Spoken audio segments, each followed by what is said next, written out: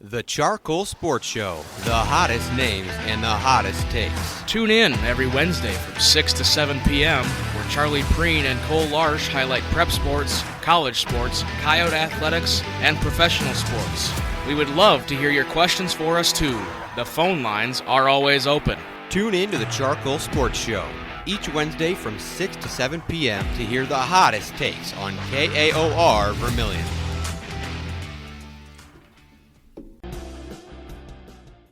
CharCole Sports Show, the hottest names and the hottest takes. Tune in every Wednesday from 6 to 7 p.m. where Charlie Prien and Cole Larsch highlight prep sports, college sports, coyote athletics, and professional sports.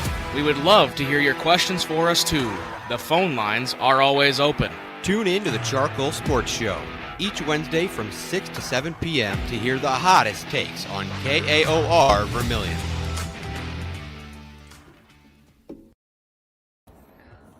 Well, it's the CharCole Sports Show. Thanks for tuning in. It's November 12th, 2025. Season 3, Episode 11. It's going to be a pretty short show today. We're going to start with a USD update, football, volleyball, basketball, and then it's on to the South Dakota High School Football Championships. It is championship weekend here at Vermilion. Going to be inside the Dakota Dome the next couple of days. Buckle in because the CharCole Sports Show starts right now.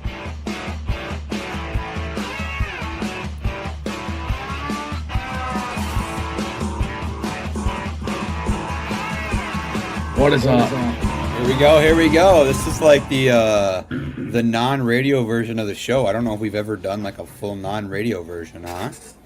It's definitely been a while. It's pretty wild. For sure. It's pretty wild. Excited to be here though. This is the 11th episode of Season 3 of the CharCole Sports Show, and we usually say that we're on KAOR 91.1 FM Vermilion, but right now, Cole, they are throwing a basketball game on. Well, actually, pregame will probably start in 30-ish minutes, I would guess. So we didn't want to get in there and get in the way of anybody, which is totally cool. But basketball tonight against, Cole, who's it? Indiana State. The Sycamores come into town after. I don't think that's right. Southern Indiana. There we go. There you go. Southern Indiana. So, what's the Southern Indiana's mascot, Cole? Pop quiz. It's a great question. Could not tell you. And we will never know. That's okay. Let's see. I'm sure the USD update or USD website's got it somewhere. Yeah, it's got to have it. They look like the Falcons or something. Oh, they're the Screaming Eagles. Gotta love that, man. The Screaming Eagles in town, and for a men's basketball team who played Creighton pretty well last week, Cole, huh? Yeah, they did. It was honestly way closer than I thought it was going to be. Way closer than the guy thought. Maybe playing a little bit better because they're playing in the CHI Health Center. But pretty cool nonetheless to see a Coyote team represent that well on the national stage. So yeah, thanks for tuning in, and here we go, Cole. Again, a short episode tonight. We are running this one just Cole and I on the good old YouTube channel. So we're not FCC regulated, Cole. So you can say whatever you want. You could. We will have a special guest join us at some point in the show. My dog Flo. Flo, come here. Come say hi. Flo is gonna come say hi. Oh, Darcy Larsch is watching. There we go. Flo, come here. Come say hi. Come say hi to Darcy. What's up, Flo? There's Flo. She's going to come be a part of the show, so I'll let her get back to her regular scheduled programming. But AKA napping. Yeah, that's what Flo does in her time off. But Cole, I don't know. I think I sent you a picture. I'll send you another one. But we need to get to the breaking news over the weekend. Or not over the weekend, but on Monday. I did send you a picture. You can. Oh yeah. You can take it off. Here quick. But so the reason, if you tuned into the show last week, I guess, the reason that I was in a different location than typical, I was not in Vermilion. I was actually at home, getting ready for the big cold front to come through, and try to catch up to a a deer. And, well, on Monday, I kind of been banking up my classes that I could miss. So I figured that, you know what, let's miss one Monday and maybe take off Tuesday because we don't have classes. Well, let's just say we didn't quite get to Tuesday. So pretty exciting stuff. And there it is. That's what happened on Monday morning, about 10 minutes after first light. Pretty exciting stuff. I mean, so Cole, for reference, I don't know if you have a tape in your room, but I measured that right brow tine. I guess it'd be the left if you're looking from where I was sitting behind the deer, but the right on your screen, that brow tine measured up to be, I think, 8.25 inches. So Cole, why don't you show the folks at home what 8.25 inches looks like on that tape right there? I don't got the tape measure. Oh, you don't? Oh no. No. It's around. Yeah, it's around here somewhere. But anyways, but yeah. So now, no, I don't got to go deer or bow hunting anymore. But I got it done with the old stick and string there on the right, and that old bow right there, Cole. Guess what year that bow was made? Based on the way you're talking about it today, the 1900s. Yes, it was. Yes, it was. Dang. 1989. Wow. 1989 got her done. It's everything. I put everything on it besides the whisker biscuit, and that actually be it. So the whisker biscuit is the only thing that it's come with that I've kept on there. So big shout out to Jay Spawns, by the way. Jay Spawns was the one who gave me the bow back in 2019, maybe.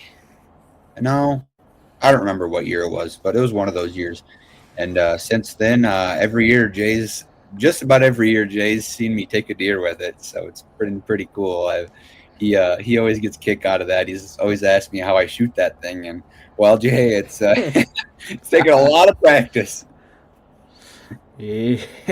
But no, yeah. Pretty cool, and happy to finally have my season come to a close at a decent time before Thanksgiving. It's pretty sweet. Yeah, there you go. So yeah, should we get to it, Cole? I suppose we probably could. Might as well. Obviously, there's a big football game on Saturday. Are you sure there was? I don't know if anybody heard of it, but decent little football game. Action-packed first half. Defensive slugfest in the second half, which I think was probably best for everybody involved. 3 hour and 9 minute game, 72 degrees and sunny, according to the official box score. 24-17 victory for South Dakota. Boy, I mean, it was just too warm in there for the bunnies in November, huh? I guess. Should have been playing outside in the snow. Yeah, I guess. A wild game, to say the least, Cole. I don't know what else to tell you. I think a lot of folks look at that first tick on the scoring summary and say, hey, what happened to the old Coyotes? And everyone started to look around. Is SDSU going to come in here and run this puppy out of there? Well, Cole, if there's one thing that USD fans should know by now is what always happens on the first defensive drive for USD. The other team scores? On a big play. Yeah. Didn't necessarily have to be the first play, but that's just kind of how it ended up happening. Yep. But after that, Travis Johansson was asked about it in his post-game press conference. He goes, it wasn't really even just like a feeling of shock. It was just, all right, it happened. Let's go back out there. And, you take that away and they don't score late in the half, which was an impressive drive. Right. 7 plays, 70 yards. You see at the end of the half in 52 seconds to tie it up at 17. But got to give a lot of shout-outs to our defense. Our defense, talk as much as you want about them having their third-string quarterback out there. They're a good team. Yeah. I was really proud of the interior D-line as well. The leading rusher was a wide receiver, Cole, for SDSU. Obviously, that big run from that Jack Smith. He had, on the first play, 75 yards. And then after that, had only 7 more yards on the ground. And led the team, Cole, in rushing. by They did. 38 yards. Okay, so They did. 38 yards of rushing, and we were told coming into this that Julius Lowridge, I don't remember how they pronounce it, is supposed to be, if not as good as LJ, better. And let's go look at the other side, Cole. How many net yards did LJ Phillips put up? 168, 27 carries, 168, 2 touchdowns compared to little 10 4X. carries and 44 yards. Ridiculous, man. Ridiculous. Yeah, it was awesome. Yeah, it was. And could be more proud of the boys. Looking at the defensive side of things, Cole, I think we had more pressure on SDSU than a guy thinks. Oh, yeah, 100%. Only 1 sack in the game, and it came from Gabriel Hardman.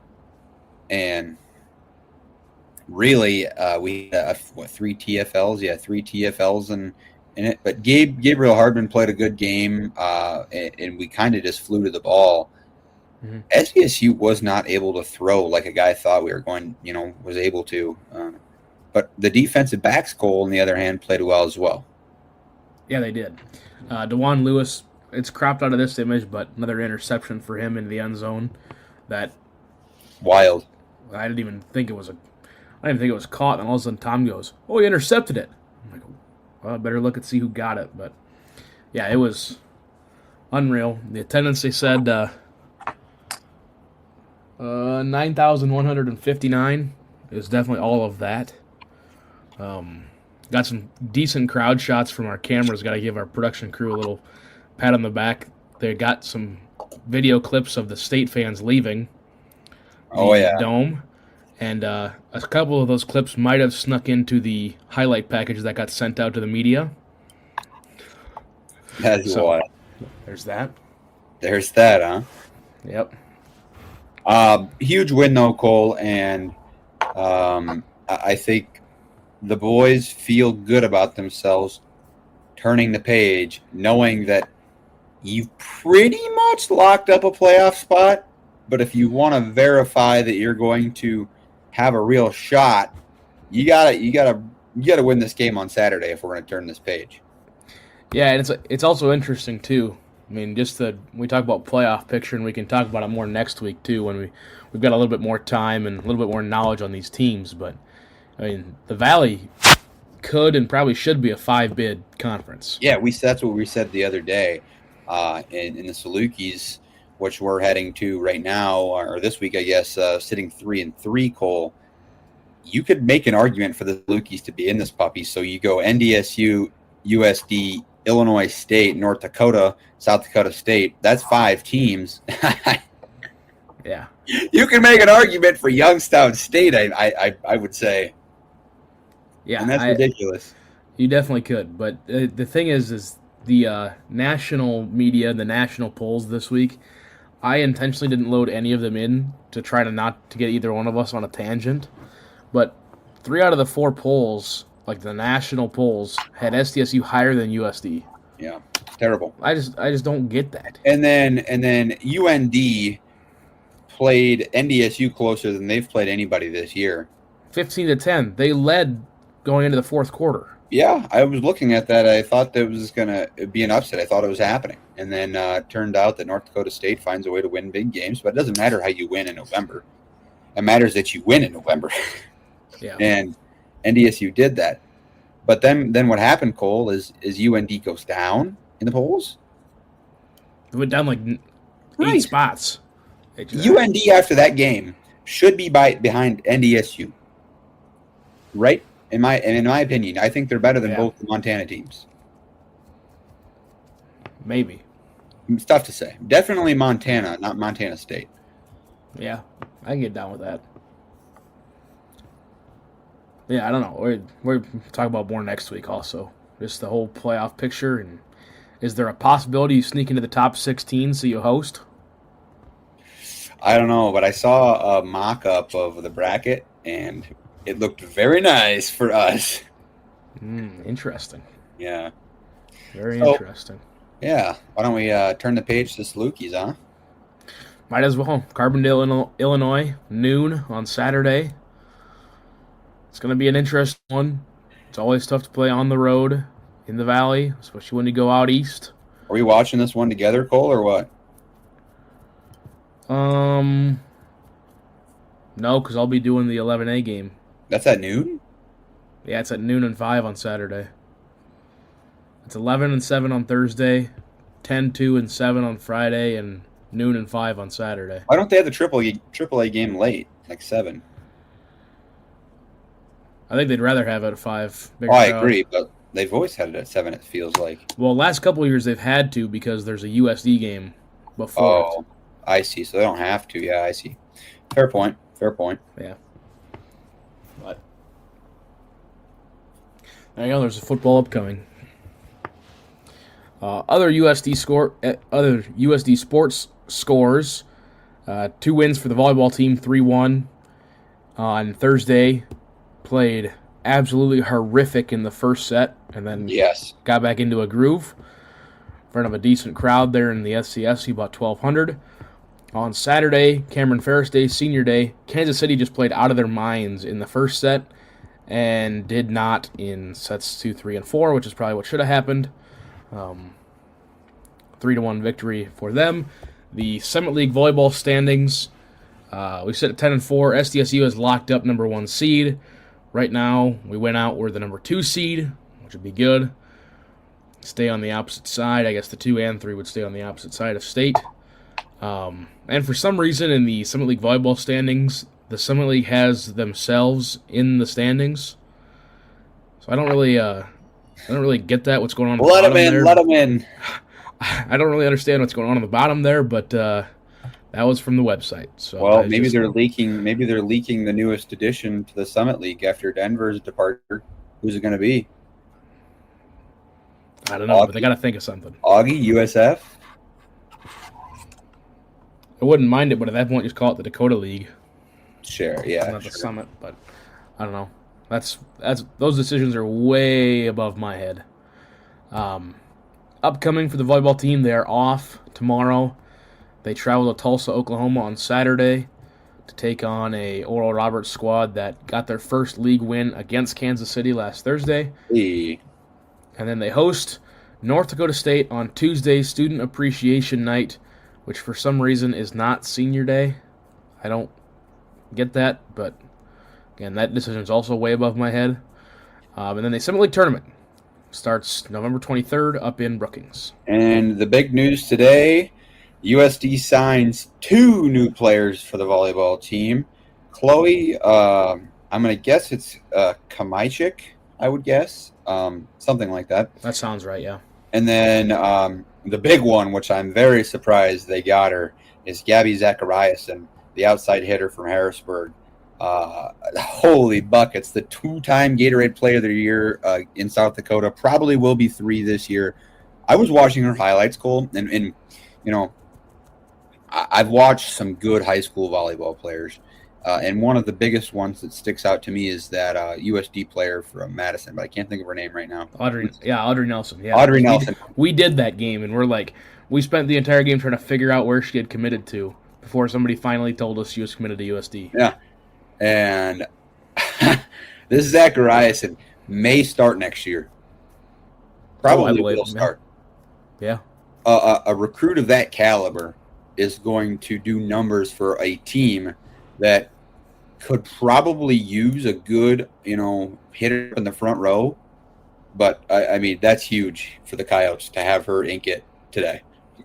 Yeah. National Signing Day across a lot of the fall sports. A lot of big names getting signed. And shout out to Leanne Williamson as well, becoming the winningest head coach in Summit League history. Yeah. Overtaking the old Oral Roberts coach, whose name I cannot remember. But yeah, there you go. In her 12th season, winningest head coach. Hopefully many, many more. Many more. Puts that puppy way out there. She is very good at what she does. There's a reason we are signing the 2-time South Dakota Gatorade Player of the Year. Probably will be 3. Just give it a month. And yeah, probably will be 3. You're right. But there you go. There's your volleyball update. Women's basketball defeated Air Force 75 to, what was that, 50? 50. I had it up over 75-50 in front of 1,600 fans. Roughly 1,100 of them kindergarten through 8th graders from the Vermilion School District and the surrounding areas.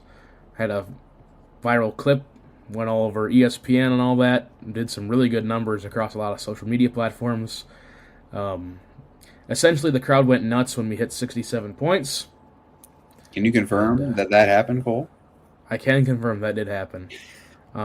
We had all of the windows shut in the booth and the door locked shut, and we could still hear it very loudly. I can only imagine how loud it was on the court.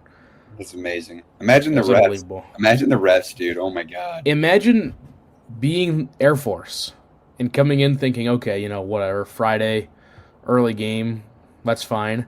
And then showing up and your third defensive possession, it's so loud you get a shot clock violation. Partially in thanks because of me, because I just put get loud on the video board, and then 1,100 kids just start screaming. Imagine 11,000. That'd be wild. But even 1,100 is wild. Yeah. For a place like that does pretty well with sound. Yeah, that carries sound. Yeah, it was loud, but it worked in our favor. But, I mean, Cole, you look at these last two games, and we've allowed very few points, and our defense has been really good. So I think what you need to be doing right now is putting your younger players out there and letting them get reps before this Summit League season kicks out, because you know that you're going to probably run into an injury or two, unfortunately, and you're probably going to need some depth in this Summit League gauntlet. So games like this are not all that bad. And getting a win over Air Force, Cole, who I saw on Twitter was a double-digit win team last year in their conference. So that's not a slough win. You win by 25, and you're throwing a lot of points up in the process. Yeah. Angelina Robles, named to watch for this year in the Summit League. Very good at basketball. Has made some very, very impressive plays so far this season, in the young season. Just kind of a name to watch out for this season. USD women, they start their season 3-0. 2 upcoming games. Got a little road trip. Manhattan, Kansas tomorrow, 4 o'clock. And then going to go to Idaho State on Sunday before they return home on next Friday, the 21st. They'll play Valparaiso. Ooh, Valpo in the house. Which isn't that where the player from Winter, women's player from Winter. Oh, yeah, Swedlund. Yeah. She's still playing there? No, she's hurt again, I think. No. I think she's hurt again. Don't quote me on that. That'd be very unfortunate. Be like the 7th year in a row. Yeah, I think I saw it post or something. Let me look at their roster here. Number 23, redshirt junior. Is Swedlund, how do you spell the last name? Swedlund. Played on the 8th. Oh, she did? Okay, well then she's good, I think. Then someone I saw got hurt again. That was Klosterbauer. Oh, yes, okay. Yeah. Swedlund's good then. Yeah, there you go. That'll be on Friday. It's a wicked night on Friday. The whole town of Winter will be in town wearing their purple. Might be. Never know. The men's basketball team hung in there with Creighton in front of 16,000 people in Omaha, 92-76. I just had it up and then I clicked away to go look at the scoring leader. Was Creighton's big man's pretty good inside. That was the difference in my opinion. Yeah, Isaac Bruns led the way, 16 points. Gonna be a young team this year. Gonna have some hurdles to get over. And they got over some of those hurdles against Ozark Christian College. 121-65 the final. They were up 72-35 at half. Ozark Christian, an NCAA school from Joplin, Missouri. Joplin.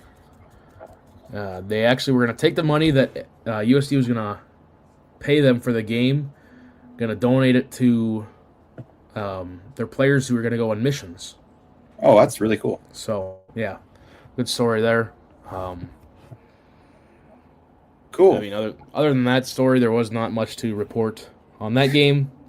Took care of business when you had to. That's the thing about these games is it's just good that buy money's going to good use. Yeah, it is. Upcoming tonight in 30 minutes, Southern Indiana, the PAVE game. Then Sunday they host Western Michigan. Both these teams should be pretty good. They're currently about a 6-point favorite right now over Southern Indiana. This is also the team last year we played down in Southern Indiana and got into a little bit of a yelling match in the post-game handshake line. Nice. That we never really got to the bottom of why it occurred, but Eric Peterson and their head coach just kind of got together, and then all of a sudden one of our assistant coaches just came in, and before I know it, people were screaming MFer at each other. So sweet. And they never came really back. got to the never really got to the bottom of it. Now they're coming back. It was a hard-fought game. It was very scrappy last year, if my memory serves me correctly. So should be another very entertaining one tonight. Let's put it that way. Yeah, let's look forward to that. Oh, Nice. Here we go. Oh, here we go. These didn't change. That's okay. We'll just have to pull them up the old-fashioned way. That's all right. We can talk about it. It is Dome Week here inside Vermilion. As soon as I pull up the full brackets, I can give you the recaps. We're going to start with the bottom and work our way up. Quickly, while you're doing that, I'll go ahead. All nations in Class B last week. McLaughlin comes into town and runs over White River 28-8. And in the Class A division, Winnebago does it again. They beat Todd County 36-8. So Winnebago's really good. I'd like to see Winnebago play. I'd like to see Winnebago play McLaughlin, but I think there's such a big skill gap. I think Winnebago's a solid team. I think Winnebago would beat McLaughlin. Yes, they're very good. McLaughlin had the talent, but they had 3 plays that they ran on offense, from what I could tell. Hey, that'll work sometimes. It's like the old MVP playbook. We're running it here. Stop us. Class 9B, St. Mary's beats Fulton area 22-16, and Avon defeats Coleman Egan 38-28. St. Mary's and Avon, 11 a.m. on Thursday. I still got to take St. Mary's here. I don't think there's any surprises in 9B, but I'd like to see a great game, and I expect to see a great game. But I think St. Mary's is just the better team up front.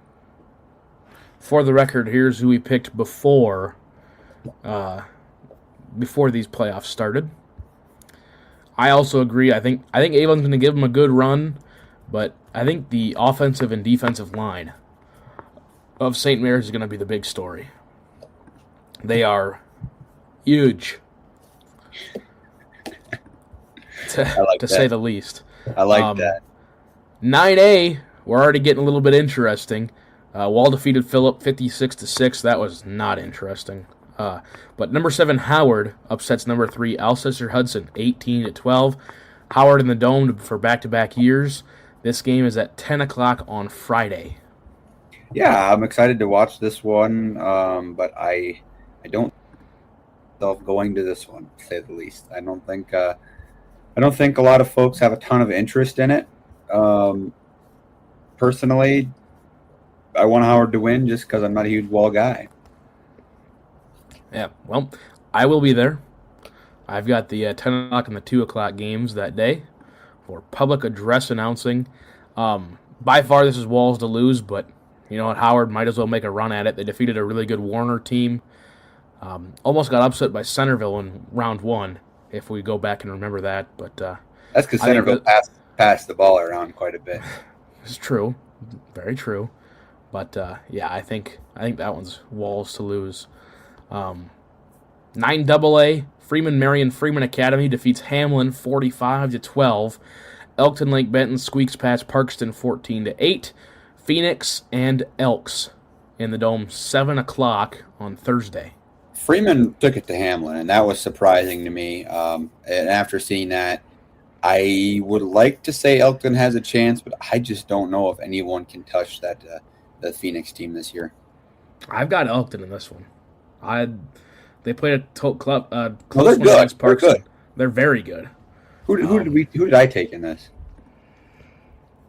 Oh, and I took Elkton. Okay, well, give me Elkton. We both took Elkton. I mean, you don't have to stick with them now. These are just our pre-predictions.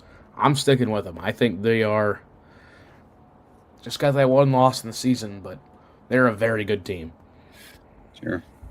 All right, 11B. 11B had a shootout in the top side of the bracket.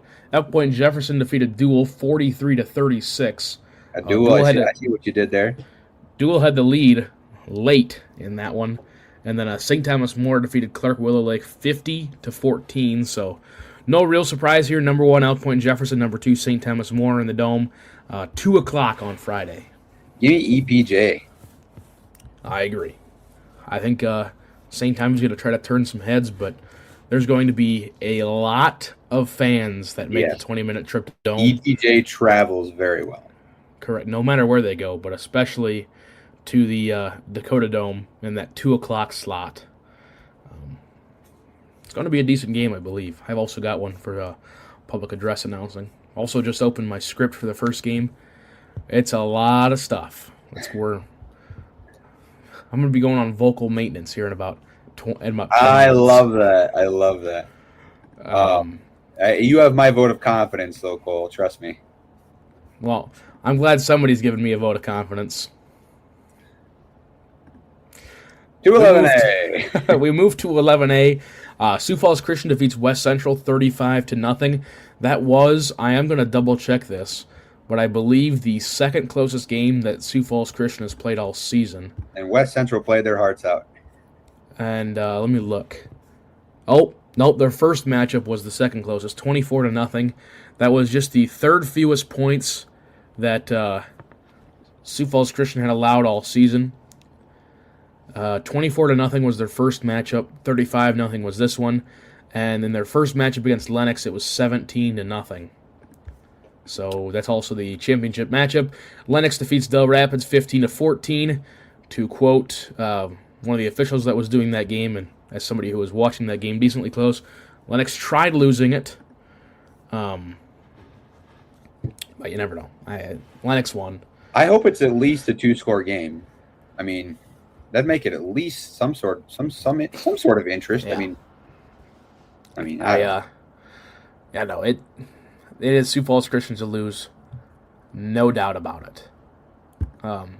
Question from the chat: if you take bets as to how many pictures I get of you this weekend, take the over. Take the over, whatever it is. Because no matter where I go, and you can read this text now, my mom gets a text that says, "I see Cole with a picture of me," and then it gets sent right to me.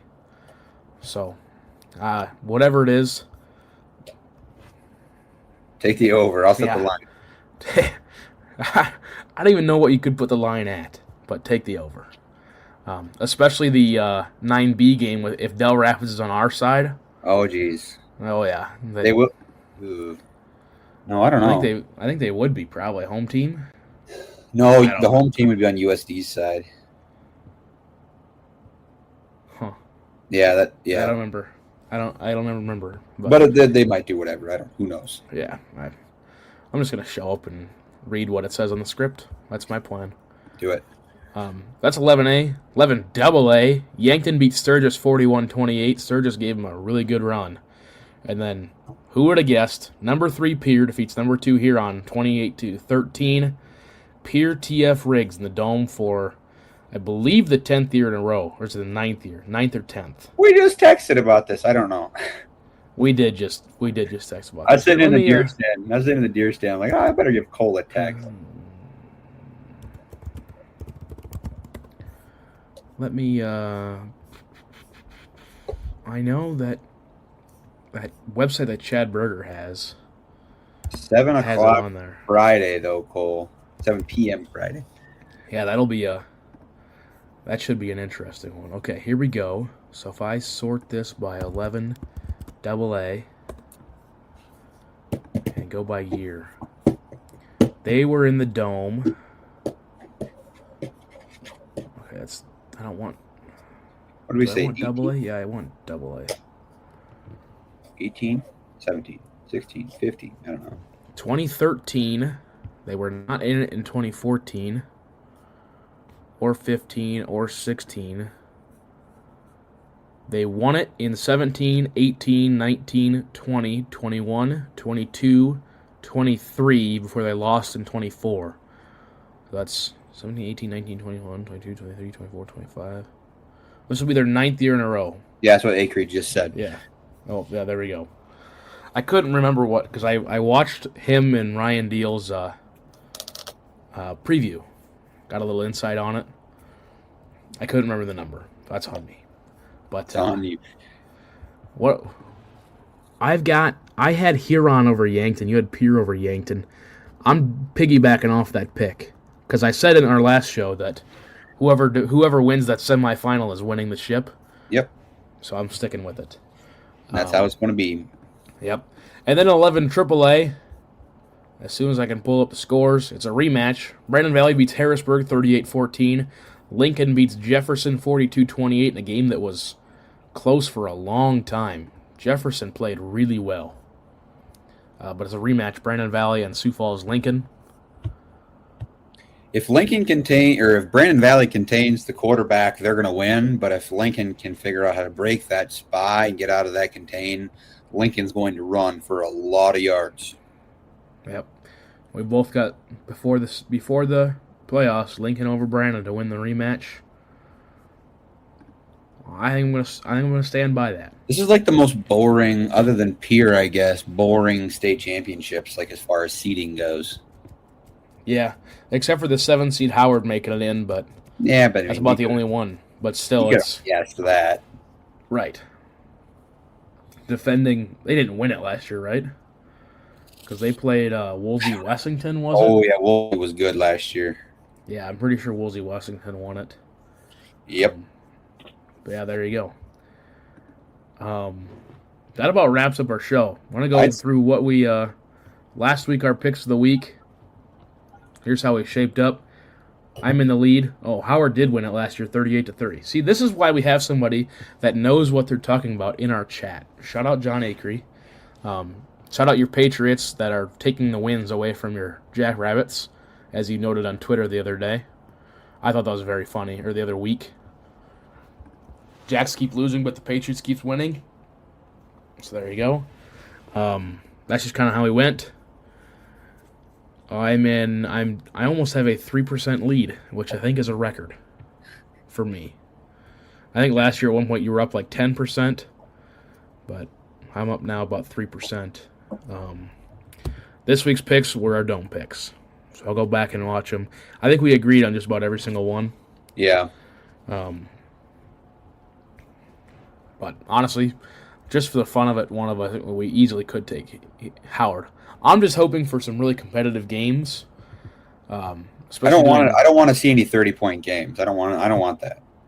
Yeah, it just takes the crowd out of it. And one of the best things about being a PA announcer, I was not the announcer for the SDSU football game on Saturday, but Tom was. But just being in there and the atmosphere was just so awesome. There were a lot of folks dogging on Tom on Twitter. Did you see that? Well, sucks for them. Maybe if they had a PA announcer that got into it. Their guy. That's part of the home field advantage. He's got to be old. He sounds old. Oh, he is. He's been doing it forever. Yeah. But he just describes what happened. There's a little emotion. Plus, if you can't handle the noise, then can't handle the dome, I guess. I guess. Maybe Tom Jones was the difference in the State U game. You never know. Larsch was the difference. I doubt that. I did have a pretty good game, but I doubt that. All right, let's get out of here. Well, there you go. That wraps up the CharCole Sports Show. Back to our regularly scheduled show next week inside the KAOR studio, to my best knowledge. Let me actually double-check that. Why is my calendar in December? Yeah, I don't see anything else in the schedule, so might as well be in the Al Newharth Media Center. Until next week, he's been Charlie Prien. I'm Cole Larsch. Happy Dome Week, everybody.